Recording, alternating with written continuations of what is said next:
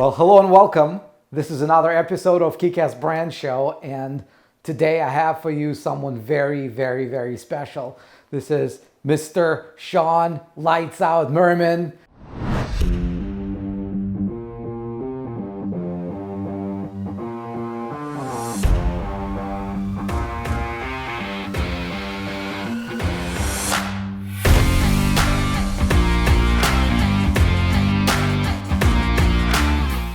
Of course, the famous football linebacker who's got quite a story around his brand, and I'm very excited to have him on the show so he can share that story. Welcome, Shawne. What's going on, man? How you doing? Doing great. Thanks for joining.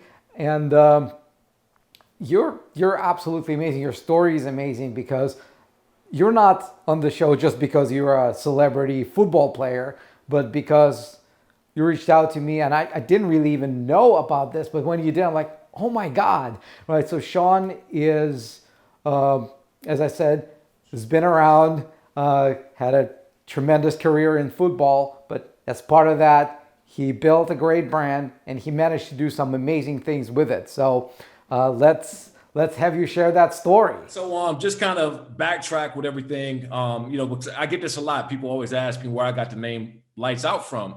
So my sophomore year in high school, I went to Frederick Douglass High School in Upper Marlboro, Maryland. I knocked out 4 kids in one game.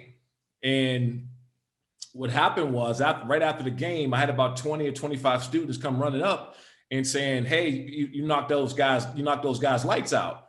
And not knowing that it was going to stick, but I just said, hey, you know what? Call me Lights Out. So I didn't, I'm 16 years old. I don't know much, but I thought the nickname Lights Out was cool, and I knew I could live up to it. 16 years old. 16 years old, yeah. So following Monday in school, I'm kind of going around school, got my backpack on, got my books in my hand, and people are walking around school and they saying, hey, what's up, Lights? So it was something that caught on very quickly. And fast forward, I committed to University of Maryland my junior year of high school. Same thing. I got there my freshman year. We got an opportunity to, I played on ESPN, my first big game against Georgia Tech. And when I got there on campus, a lot of the juniors and seniors, the upper class guys, my teammates didn't want to call me Lights Out because, I was a freshman, and, you got to earn your keep. And so freshman year, primetime football on ESPN against Georgia Tech, I go and I knock the wide receiver out and down. I came on the sideline, and all the juniors and seniors kind of shook my hand and patted me on the back and pat me on the helmet. They good hit, Lights Out. So I kind of kept that nickname. And then I think that when I got drafted by the Chargers in 2005, it put it more on a national scale. So it was something that was I took that was very important to me, and I made a brand out of it because it was always a part of me. It's the way I played the game, but also too, I just knew that Lights Out was bigger than just one person. So that's why I kind of followed through. And as we talked about before, went through the trademarking process and did it that way. So 05 with Chargers, right? And then you went out and trademarked that brand in 07. How did you know you were supposed to do that? And I'm 21 years old at the time, right? I don't know what I was thinking as I look back on it now, and people still tell me, they say, man, that's one of the best things you did. You had a good career in football, but the best thing you did was trademarking Lights Out. So I knew it was a brand, right? I knew it was something that was much bigger than me. I knew it was about people playing Lights Out, people working out like Lights Out, people having a Lights Out day. And I just knew it was a lot bigger than me. So in 2007, there was a company called PJ Salvage that was owned by Loomworks in Irvine. One of my best friends at the time, Greg Wiseman, he was an attorney. I said, hey, man, I want to go and get Lights Out. I want to trademark Lights Out because I knew that was the way of ownership. I knew that was a way of owning your brand and really your identity, right? Because that's who I was, synonymous with. That was what people knew me as. And so I went and I ended up buying and securing the name and rights from PJ Salvage. Now, Loomworks at the time, I think, was a $75 million to $100 million company. So that was a big a big appetite I had to go and really make the conscious effort of securing the name and rights and lights out. So that's where it started. It started by me having a mindset to do it. And then going after and realizing what I had with brand and my rights and everything else I wanted to own. And I think it's very important for people to understand and know that, because they have to go through that same process. When you reached out to me with your story a while ago, I was blown away by how much you know about this, because we're on Trademark Factory. We deal with thousands of people, and most of them have never really understood how trademarks work. And in my early days with Trademark Factory, we had a different way of doing things. We would reach out to people and say, hey, you got such amazing brand, you should trademark this. And I was blown away by how many entrepreneurs would spend years building a brand, spend thousands and thousands and thousands of dollars trying to build something and not even bothering to protect what they're building. And in the end of the day, finding out that actually they don't own anything, that what they had been building wasn't their brand. And I'm just fascinated by your career and your story as to how early you understood that the brand is really the reason you're building it, right? Owning the brand is the reason you're building it. You want to speak to that a little? Yeah, because and I think you hit on something that was very really big, because people don't understand and know how trademarks work, right? So, you go out and secure a trademark. There's different classifications that you got to go throughout the process, right? So if you're trying to get into, for me, for example, it's athletic wear or active wear, sports wear, or wristbands. I mean, there's a classification for each one that you have to go out and secure. And by what you just said, a lot of people are kind of just out running and think that they have a trademark and don't have the right classifications for it, right? They didn't go through the trademark office and they didn't do it the right way. So now these people you're really jeopardizing the brand integrity. You're jeopardizing your trademarks, because as soon as you start to go and make money and get successful and realize you don't own it, you look at it and say, man, I don't have any protection here. I don't have any. There's a lot of exposure for other companies come in and take it, use your brand, and if you didn't do it correctly, there's not much you can do about it, because there's trademark laws. And fortunately for me, I've been through kind of the ins and outs of defending it and going against some of the biggest companies, multi-billion-dollar companies in this country that I've had success against, is because I did it the right way. And if you don't do it the right way from the start, you're going to find yourself out of a lot of money at the end of the day, especially when you got a bigger company, a bigger corporation that's coming down on you that is using your market. There's not much you can do about it. And you're one of the few people out there who actually tested. I mean, there are millions of trademarks filed around the world every year. And most of those trademarks never get tested, right? They never get tested whether they're enforceable. They never get tested whether they're adding real value to people's brand, because they never get sold. You were someone who's tested this over and over and over again. It's been all over the internet, all those articles when you went after Nike, when you went after Under Armour. And those stories are fascinating because they're somewhat public. If you could share a little bit of a summary of what happened and how it went, that'd be fascinating, I guess, for the audience to hear. Yeah, well, I think the first part of it is, I'm a big relationship guy, right? So, I was I was a Nike athlete for a very long time. And, obviously I had one of the biggest, still probably top 10, not probably, it is the top 10 sports commercials of all time. And, it was a $5.5 million budget. Michael Mann, a big movie director, came and directed a commercial that I was in with Nike. It was just it was unbelievable. So, obviously when you're doing something of that magnitude, you have a lot of relationships at the company and things like that. So it was unfortunate that I found out years later that they were using the name Lights Out, the trademarks, and using it in more of a description, what they call description manner, right? Which, you're selling products with lights out, just as I know better not to put just do it lights out, right? It's something you just don't do, because it's whenever you start to create confusion in the marketplace by using someone else's name and brand and what they built and what they put millions of dollars behind, now you're infringing. So I come to find out, and it was very, very weird for me because, like I said before, I had a bunch of relationships there at Nike, and it was something I fought that I did not want to do. But this, I'm a big relationship guy, but I'm more into protecting my brand and what I built. And so then I had to go and file a lawsuit against Nike, which I was very hesitant of doing because like I said, I believe in relationships, but I knew that, you can't take someone's blood, sweat, and tears and what they built and done over the course of, several years at that point, to make it your own. And it goes back to what we just talked about. The reason why that went well, and the reason why I went out and did that is because I knew I trademarked and went through the process correctly. Now, if you don't do that, there's no way that you can even think about going against a company like Nike because they will just expose you, and you don't have the financial and the money to fight them. They know that, and along with any other big company. So by doing it right, it put me on the even playing field because I did it correctly. And so I felt very confident in that lawsuit, even though it took up 2+ years. It was very long, wasn't very nasty, and things got a little bloody.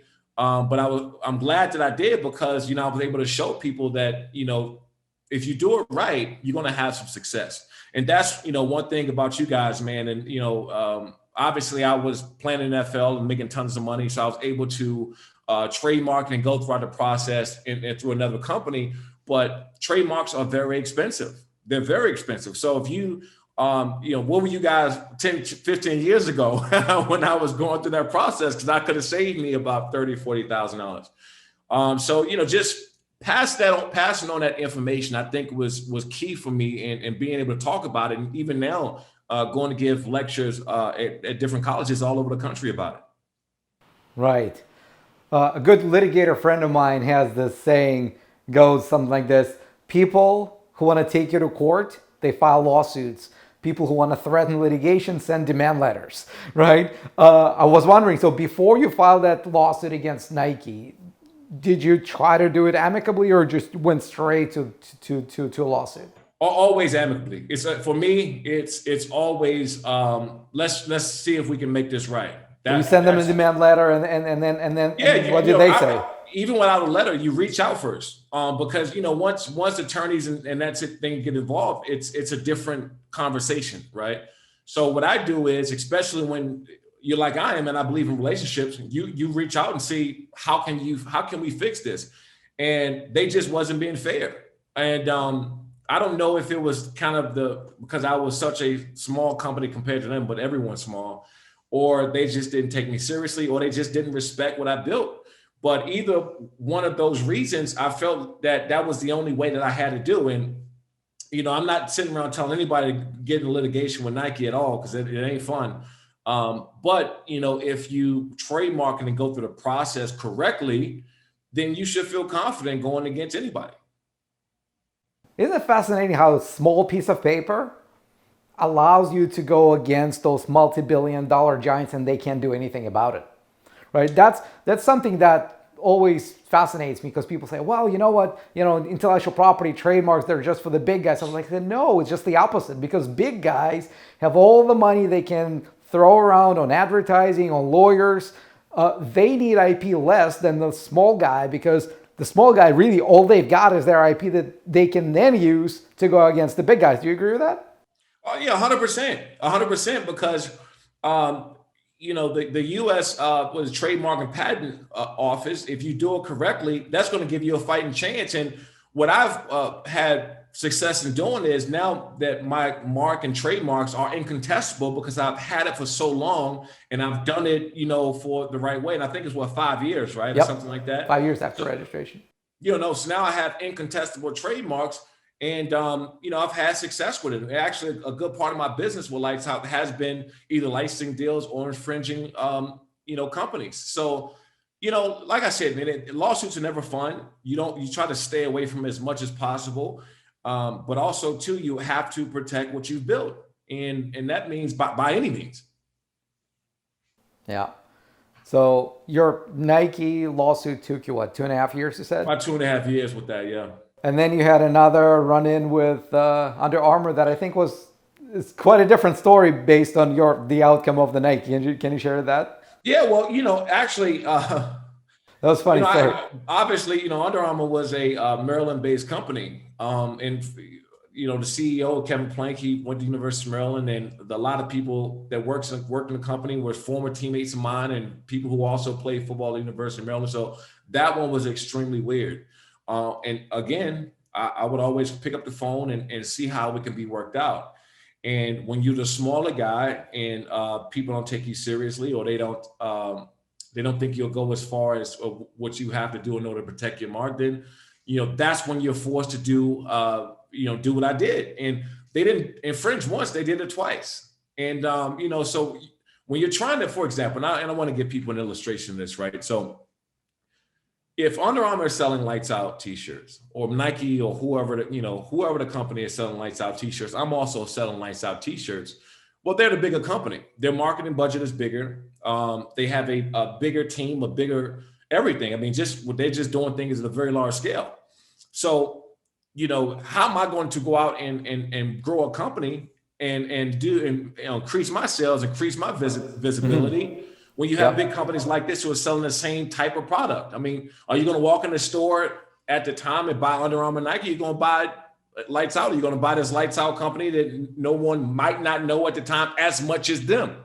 So, it was important that I kind of set the tone. And I always do this, right? Because I played, sports practically my whole life.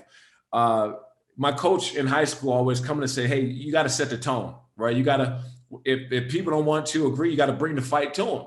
And I always kept that attitude practically my whole life, that all you can do is grow companies and ask for a little bit of respect for what you've done. And if you don't get that, now it's time to bring the fight to your door. And that's what I've done over the course of a decade and a half and building this company. Back in the day when I was just starting out, back in Russia, when I didn't know I'd be, the founder of Trademark Factory, before I knew I would move to Canada, before I even knew I would be an IP lawyer. My dad was a famous composer there. He caught a radio station stealing his music to make a song out of that for Samsung. Not a song for an ad that they used. And I went out against them. We won. And then pretty much I had to, before I left Russia in, 2007 actually, I had to sue every single federal TV station in Russia over my dad's music.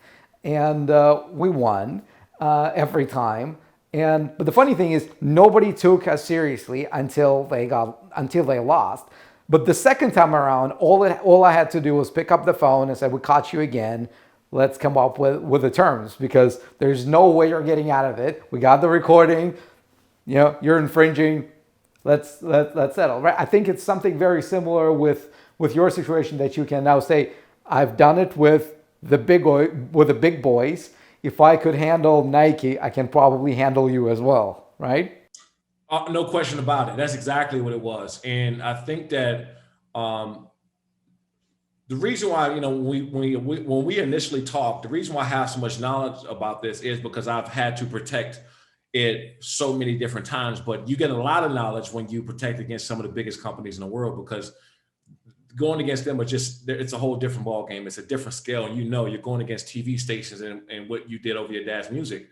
And for me, I'll go back to another football term. And my coach would always tell me, "Hey, find the biggest bully in the room and punch him in the face," right? And he would say that you punch the biggest bully in the face and people start to leave you alone and they take you more serious. And for me, that was what it was about with Nike. It was like, man, if you guys aren't going to give me the respect, if you're not going to be fair, I'm going to punch you in the face. And that was my attitude. And it was long, it was hard, it was financially crippling at times, because I've spent 7 figures in defending the trademark against a company in that size. You're going to spend 7 figures, and so for me, it was like, again, setting the tone, but also showing people how much this brand meant to me.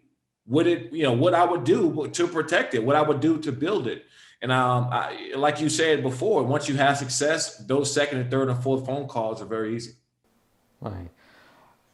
And the beauty with trademarks is, of course, is that as long as you renew them on time, they can last forever, right? You renew them every 10 years and it keeps going. Like one of our favorite examples is Coca-Cola, trademarked in 1892, when they were just selling 9 drinks a day, right? And they've kept the same trademark and now it's worth tens of billions of dollars, just the brand alone. So my question for you is, obviously, your football career. Can I add something to that? What you just said about the renewal process and how you use trademarks, because a lot of people are under the perception that you get a trademark and you have it forever. You don't have to use it. You kind of just and I don't know if they still use this term or not, but trademark squatting, right? I mean, you get all these trademarks, you sit on it, and you don't use it. Well, that's not the way it works. Right. Whenever you get a trademark and a classification, then you have to show in which way and how you plan on using it. Or is it going to be on e-commerce? Is it going to be in stores? Is it going to be used in marketing or advertisement, media, entertainment? You have to show really on how you're planning on using that trademark. And a lot of people don't understand that you don't just get it. It's not about a cute name. Like, oh, I came up with a name. You got to have use. You're absolutely right. You got to have use for it. And so once you understand the right way to do it, it really is a beautiful thing, because like you said before, it's a piece of paper that gives you the right and to use it the correct way. So the trademarks can be forever, whereas your football career, like any sports professional career, is pretty damn short compared to the rest of your life. Right. So it's fascinating how you can build a brand during the career and then keep using that brand when the career itself is over. Well, one thing that I always realize, right, and we hear it all the time when NFL stands for not for long. We know that at some point in time, outside of injury, you're going to get cut, released, traded, waived. I mean, it's a part of the game. No one plays forever. Mm-hmm. And I always knew that the longevity and what I really wanted to do past football was lights out. And so I immediately started thinking, I was 21 years old. This is in 2000, end of 2006, beginning of 2007. Mm-hmm. I said, hey, this is what I want to do. I want to get into apparel. I want to get into marketing. I want to get into, as I'm doing right now, into mixed martial arts, having my own MMA league and those things. I want to do that, but I know in order to do that correctly, you have to trademark for ownership. You have to make sure that everything is set up correctly, because that's really the only way that you can create any type of longevity in this thing is doing it the right way, because you're going to come across infringers. And you could just only hope that a big company like Nike or Under Armour or whoever it may be don't infringe your mark, because if it's not done correctly, you're going to have a very, very hard time proving that in front of a jury and mediation judge or whoever you can go and see at that point. The first time we spoke, I was blown away by how articulate you were about the value of the brand, the value of trademarking. Like, seriously, for a guy whose career was to jump onto people head on, right? To be able to see the value of such an abstract concept as trademarks and intellectual property, that's seriously, you're probably more articulate about trademarks than 99% of like entrepreneurs around whatever industry they are. And that absolutely fascinates me, because I don't know who told you this, when they told you, or how you found out. But this realization that it's not just about you running on the field. It's about what's going to happen after. How am I building something that's going to last? Talk about this a little. No, I appreciate that. And I think that the important thing for me is that if you take the same type of mentality you had on the football field, right? If you take that same kind of work ethic that you use to be an All-Pro or Pro Bowl or Defensive Rookie of the Year, and any other awards that I've had the opportunity to have, if you take that same mindset in learning about trademarks and learning the process, you're going to do extremely well. And I say this all the time when I'm talking to former athletes looking to transitioning after their post career. I say, you take that same mentality that woke you up every morning at 6 o'clock in the morning, And those wind sprints, those gassers, those 100-yard dashes back and forth in 105-degree training camps. And you take that same intensity, you take that same work ethic to learn something else. For me, it was about branding and trademarks and those type of things. That took that same type of mentality. You're just bound to have some success because it's all about discipline. It really comes down to discipline and what you're able to do and what you're willing to do. And mine started at a very young age because I knew what I had. I knew what I wanted to do. So yeah, that's where it comes from. I only have one speed. I only know how to do things this way. And for me, it was trademarking and branding and everything up that alley. What are your plans for Lights Out, let's say, for the next 10 years? Well, right now we have Lights Out Extreme Fighting, right? It's on Fox Sports. We're now Bally's Sports. I'm creating a bunch of content and TV shows around it, which I shoot in a couple of weeks. Obviously, I have my Lights Out podcast through iHeartRadio and Fox Sports Radio. And I got some, more exciting news as far as the whole Lights Out brand coming in the next, 60 days or so.